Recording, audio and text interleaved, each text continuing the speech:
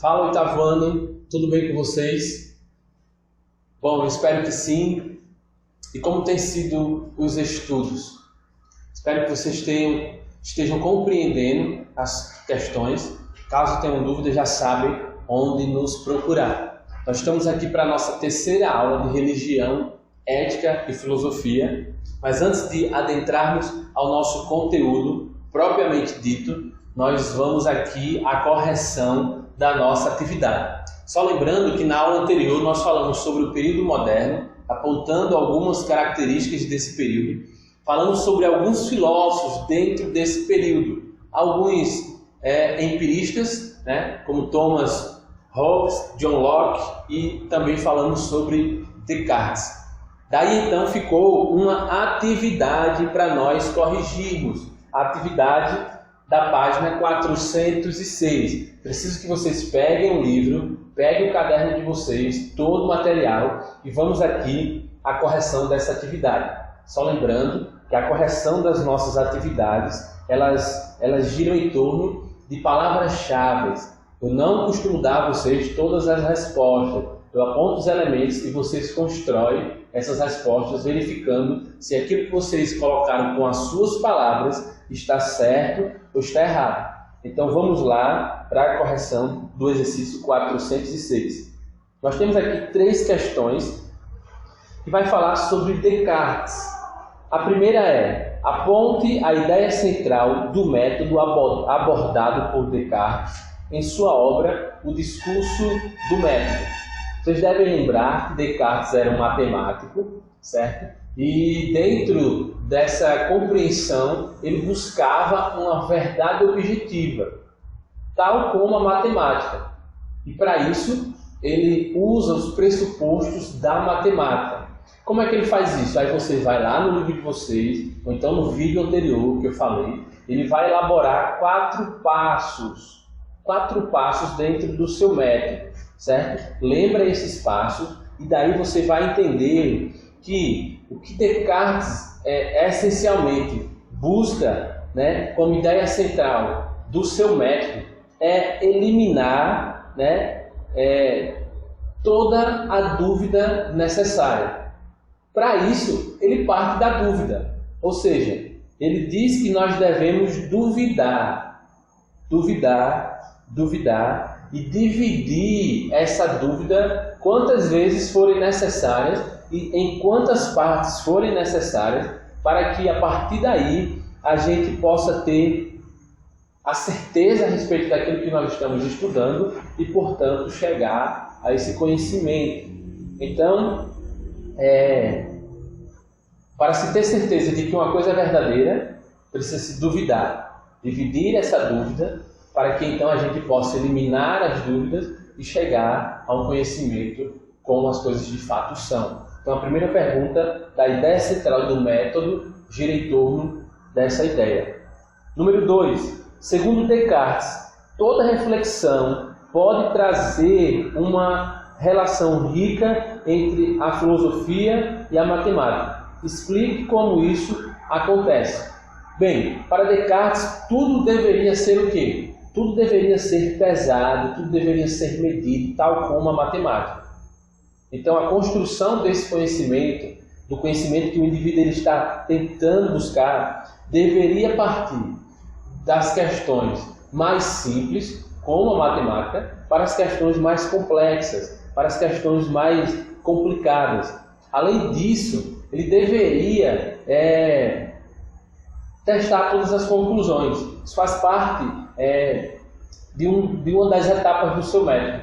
Testar todas as conclusões, para ver, conferindo todas elas, se não restou ainda nenhuma dúvida, se ele não deixou alguma coisa de fora que era importante, se ele acabou colocando alguma coisa que não deveria ter sido colocada.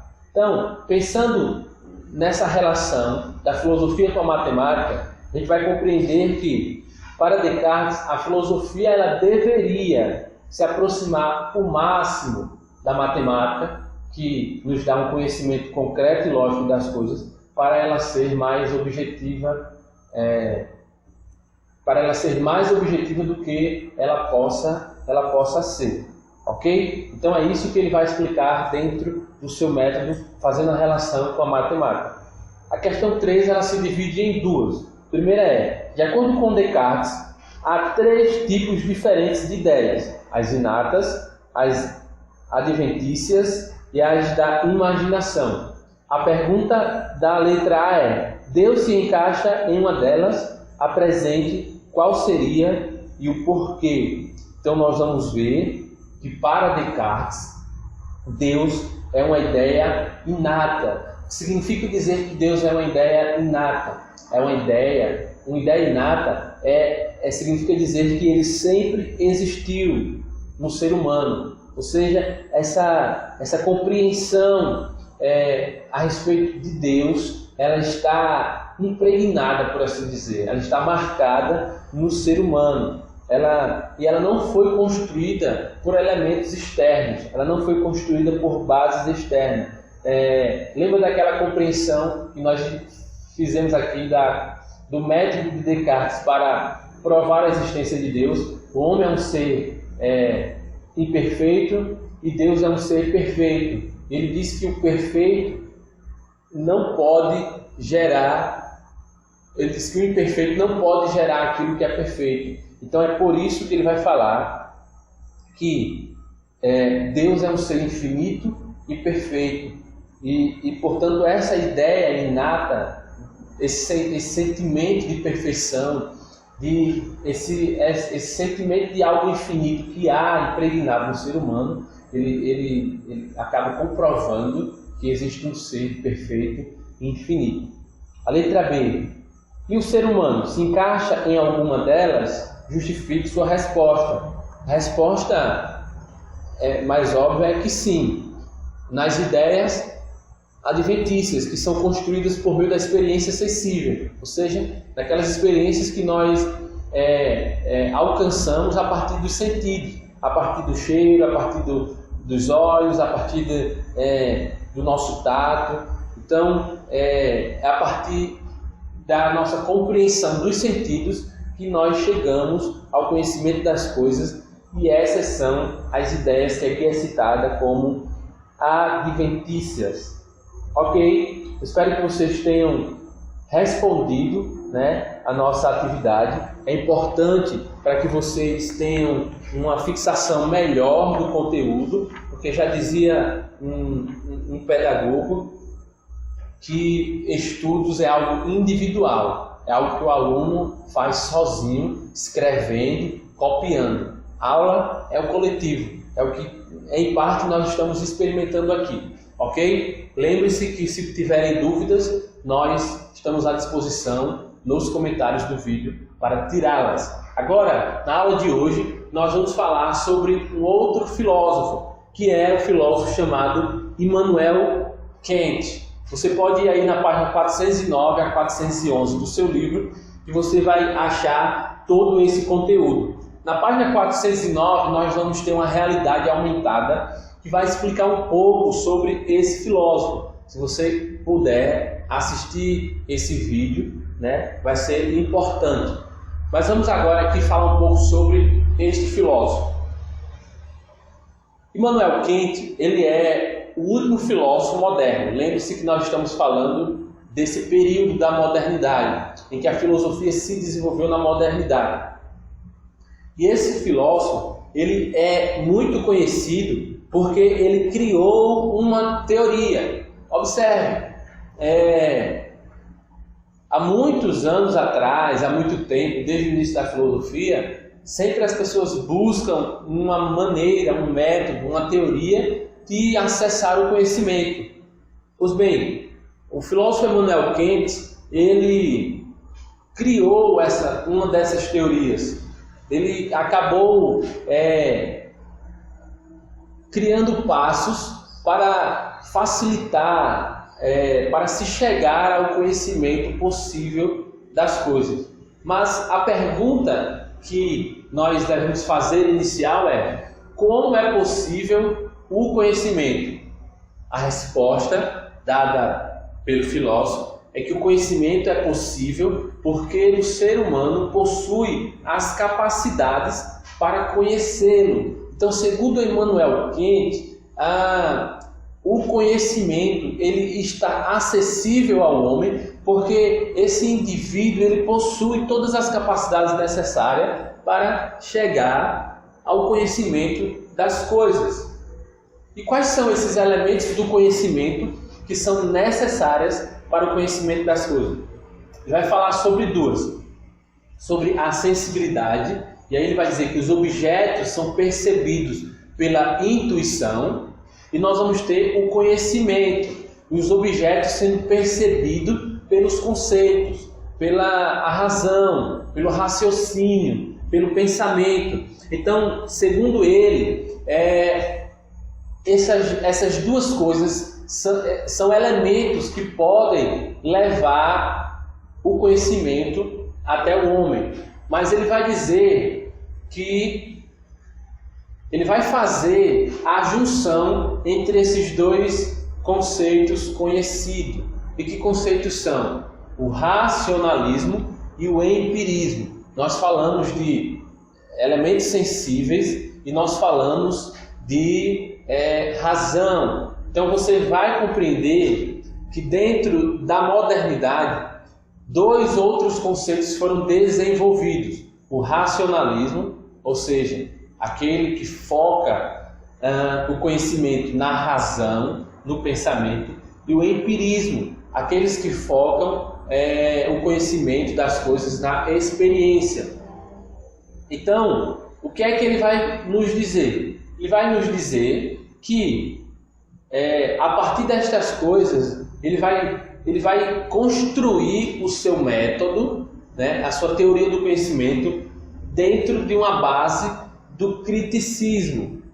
O que seria isso, Wilson? Ele vai dizer, vem aqui comigo, para o filósofo, a razão sem a experiência é vazia, e a experiência sem a razão é cega. Bom, uma vez que ele nos apresenta esses dois elementos, o sensível e o racional, e aponta para nós, dentro desse contexto da modernidade, uma teoria crítica, o filósofo quer nos dizer com isso que as duas coisas elas são importantes, e é aqui que repousa o método, a teoria do conhecimento de Immanuel Kant. Tanto a experiência como a razão, eles são elementos importantes dentro desse processo do conhecimento. Então nós nem rejeitamos a experiência e abraçamos a ideia racional das coisas, e nem rejeitamos a racionalidade das coisas e abraçamos a experiência. Ele vai dizer que as duas coisas elas são importantes, e o método dele repousa sobre essa ideia. Mas aí nós vamos entender também sobre a revolução copernicana em Kant. Bom, para isso você precisa saber um pouco quem foi Copérnico e qual foi a contribuição dele para a ciência. Mas eu já posso dizer aqui que a ideia de uma revolução copernicana em Kant significa dizer ou falar sobre a importância que a sua teoria trouxe para os estudos da filosofia e da ciência. Antes de Kant, o objetivo era conhecer a realidade das coisas. Segundo Kant, dentro do seu pensamento filosófico, na sua teoria, deve-se descobrir o que a razão pode conhecer. Ou seja, antes de Kant, as pessoas colocavam o objeto no centro. E a partir da razão, eles tentavam conhecer esse objeto. Agora não, ele vai dizer que não é assim. Primeiro você coloca a razão no centro, deve-se colocar a razão no centro, para a partir desse conhecimento da razão, conhecer ou descobrir o que é possível, o que nós podemos conhecer a partir da nossa razão. E a pergunta que ele faz é: a razão pode conhecer tudo? Por meio da razão, nós podemos chegar a um conhecimento sobre todas as coisas? Ele vai dizer, não. Ela conhece apenas aquilo que se apresenta a ela pela experiência. E o que é aquilo que se apresenta a nós pela experiência?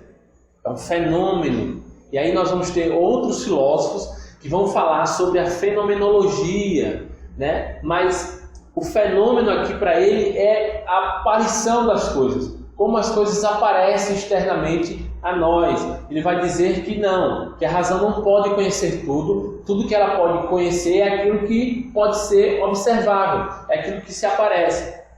O que se apresenta à razão não pode ser conhecido. E o que é isso que não pode ser conhecido? Para ele é a coisa em si, a coisa como de fato ela é. Ou seja, nós temos aqui dois elementos importantes que se apresentam dentro da teoria de Immanuel Kant, que é o fenômeno, as coisas que, como nós a vemos e como elas aparecem, e a coisa em si. A razão ela acessa essas coisas externas que se aparecem a nós, mas ela não pode conhecer a coisa em si. Daí, nós podemos citar para vocês aqui, por exemplo, o que seria um fenômeno. Um jogo de futebol. Por quê? Porque no jogo de futebol você está lá no campo, você consegue ver as torcidas, você vê o campo, os jogadores, você vê aquela disputa entre os adversários. Então aquilo que nós enxergamos é um fenômeno. Os alunos em uma escola, bom, nós não estamos em uma sala de aula, infelizmente, mas se você pensar, um aluno em uma escola é um fenômeno. Você vai ter ali os alunos, você vai ter o professor, você vai ter todo aquele ambiente que você vê, né? A coisa como elas de fato aparecem para nós. E nós temos também pessoas na praia como exemplo. Pessoas na praia, embora nós estamos impossibilitados de ir à praia, mas se você pensar em pessoas na praia, você vai ver um fenômeno. Você vai ver pessoas tomando banho na água, você vai ver pessoas sentadas na areia, comendo, brincando, jogando bola. Então, isso seria a compreensão de fenômeno para Immanuel Kant. Mas o que seria a coisa em si? Essas coisas que a razão ou essa atitude racional não poderia, segundo ele, acessar. Por exemplo, o tempo. O tempo é uma coisa em si para ele. É uma compreensão que não é externa a nós. É uma compreensão que não é concreta. Nós não pegamos no tempo. Nós vivemos no tempo, mas nós não vemos. É uma compreensão. O amor, por exemplo. O sentimento de amor não é um objeto do qual nós vemos. Nós sentimos. A felicidade é uma emoção, um sentimento também que não se materializa. Ela está no campo do nosso conhecimento e da razão. Estas coisas que se dão na nossa mente, no nosso pensamento, na nossa compreensão, é o que ele diz que é a razão em si. Bem, pessoal, eu espero que vocês tenham entendido a nossa aula, nosso conteúdo. Fica aí para vocês, para fixação desse conhecimento, o exercício da página 411, ok? Na próxima aula, nós estaremos iniciando um assunto novo. Portanto, esta aula é a nossa última aula da primeira unidade e nas próximas aulas nós falaremos sobre a ética dentro do pensamento dos filósofos e também a partir de uma compreensão bíblica. Obrigado pela atenção de vocês e até a próxima aula.